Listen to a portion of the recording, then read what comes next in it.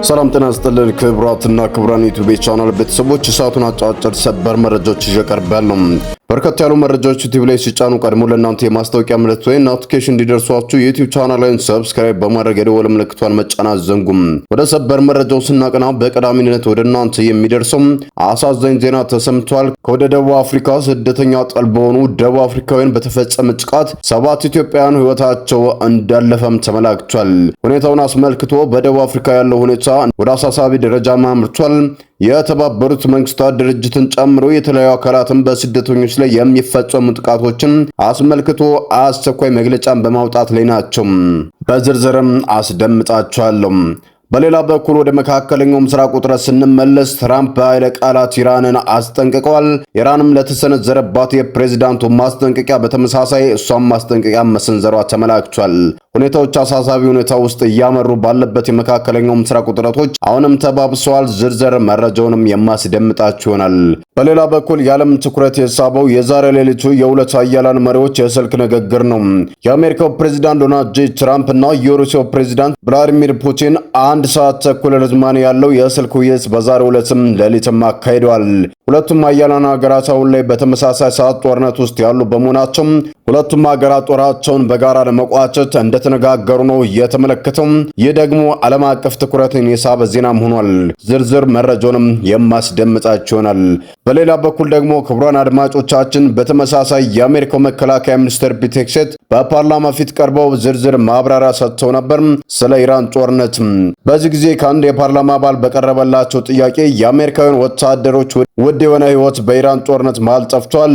ለዚህ ደግሞ ለወታደሮቻችን በተገቢው መንገድ ጥንቃቄ ሳታደርጉ የለኮሳችሁ ጦርነት በመሆኑ የአሜሪካ መከላከያ ሚኒስትር ፒት ሄግሴት በአስቸኳይ ስልጣን ልቀቁ የሚል ጥያቄ ቢቀርብላቸውም ፒት ሄግሴት በፓርላማው ፊት እጅግ በከፍተኛ ቁጣ ሆነው ሲናገሩም ተደምጠዋል። ዝርዝር መረጃውን በጉዳዩ ዙሪያም አስደምጣችኋለሁ።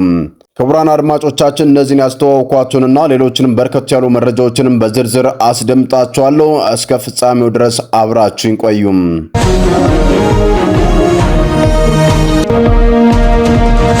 በቅድሚያም በአሜሪካና በኢራን መካከል የተከፈተው ጦርነትና የተባሰ የመጣው የዲፕሎማሲያና ወታደራዊ ውጥረት የዓለምን ፖለቲካዊና ኢኮኖሚያዊ መድረክ በከፍተኛ ደረጃ እያናወጠውም ይገኛል።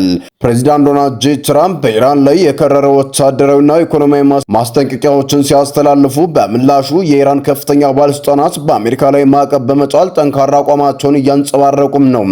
ይህ መፋጠጥ የዓለም የነዳጅ ገበያ በየደቂቃው ከፍተኛ ጭማሪም እንዲያስመዘግብ አድርጎታል። የአሜሪካው ፕሬዝዳንት ዶናልድ ጄ ትራምፕም ዛሬ ሌሊቱን ትሩዝ ሶሻል በተባለ ማህበራዊ ሚዲያ ገጻቸው ላይ ከረር ያሉ ቃላትን በመጠቀም ኢራንን ማስጠንቀቂያም ቀጥሏል።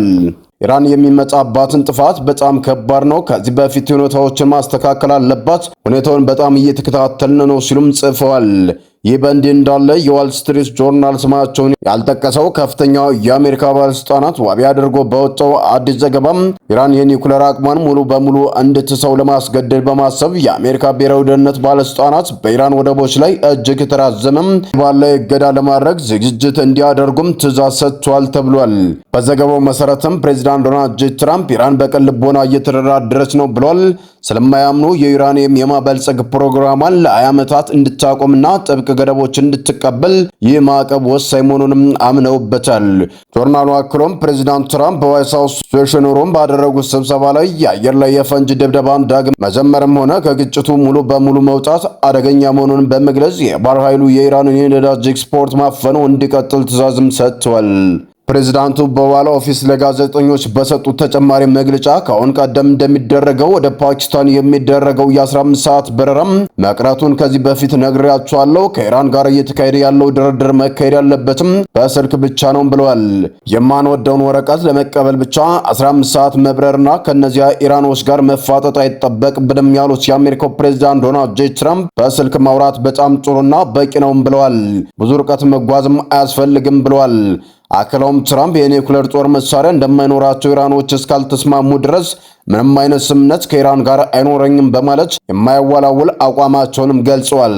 በተጨማሪም አሜሪካ የኢራንን የባህርና የአየርና የራዳር ኃይል ማውደምና 80 በመቶ የሚሆነውን የሚሳይል ክምችቷን አውድመናል በማለት የገለጹት ትራምፕ ኢራን ማድረግ ያለባት እጅ ሰጥተናል ብላ መናገር ብቻ ነው፣ ነገር ግን እጅ መስጠት አልፈለገችም ሲሉም ተናግረዋል።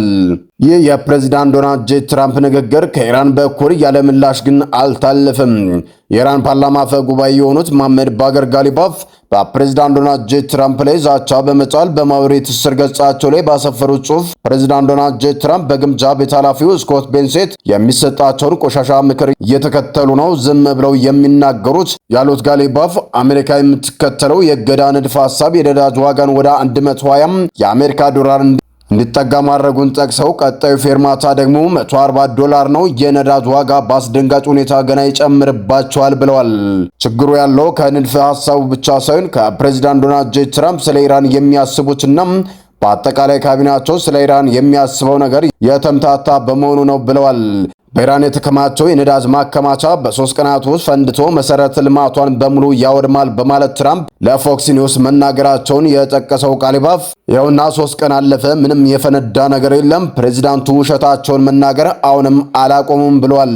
በሌላ በኩልም በሀገር ውስጥ ሚዲያዎች እንደተዘገበውና ጋሊባፍ አሜሪካ በኢኮኖሚ ጫናና በተንኮል የተሞላ የውስጥ ክፍልን በመጠቀም ኢራንን ለማንበርከክ እየሞከረች መሆኑን ገልጸው ህዝቡ አንድነቱን እንዲጠብቅ ለኢራናውያን ጥሪም አቅርቧል። 261 የኢራን ፓርላማ አባላትም ለጋሊባፍና ለድርድር ቡድናቸው ያላቸውን የጋራ ድጋፍ የሚገልጽ መግለጫም አውጥተዋል።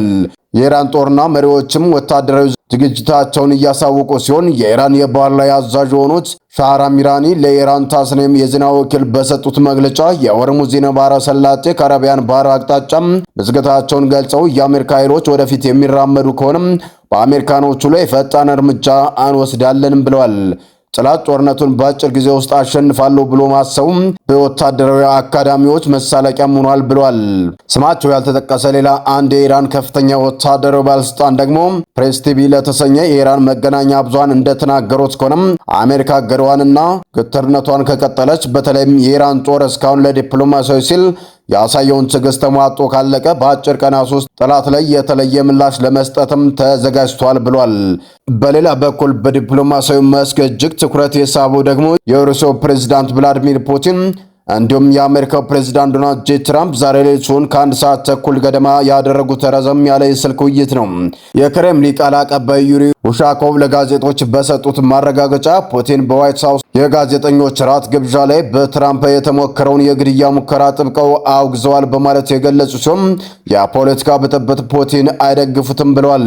በሁለቱ መሪዎች በውይይታቸው ወቅትም ፑቲን ትራምፕ ከኢራን ጋር ያደረጉትን የተኩስ አቁም ማራዘሚያም በመደገፍ አሜሪካና እስራኤል ዳግም የኃይል እርምጃ የሚወስዱ ከሆነም ለዓለም አቀፉ ማህበረሰብ እጅግ አስከፊ መዘዝ እንደሚያመጣም አስጠንቅቋል። በተለይም ደግሞ በእግረኛ ጦር የኢራንን ድንበር መጣስ ፍጹም ተቀባይነት የሌለውና አደገኛ መሆኑንም አጽንኦትም ሰጥተው አብራርተዋል። ፕሬዝዳንት ዶናልድ ጄ ትራምፕ ለሲኤንኤን የዜና ወኪል እንደተናገሩት ከሆነም የዩክሬንና የኢራን ጦርነቶች በተመሳሳይ ጊዜ ሰሌዳ ሊያልቁ ይችላሉ፣ ከፑቲን ጋር ይህንን እየተነጋገርን ሲሉም ትራምፕም ተናግረዋል። ትራምፕ አክለውም ዩክሬን በወታደራዊ ደረጃ ሙሉ በሙሉ በሩሲያ ተሸንፋለች፣ 159 መርከቦቻቸው ውሃ ውስጥ ሰምጠውባቸዋል ሲሉ የተናገሩ ሲሆን አክለውም ዩክሬናውያን አሁን ምንም አይነት አማራጭ የላቸውም፣ ለሩሲያ እጃቸውን መስጠትና ጦርነቱን መቋጨት አለባቸው በማለትም ገልጸዋል።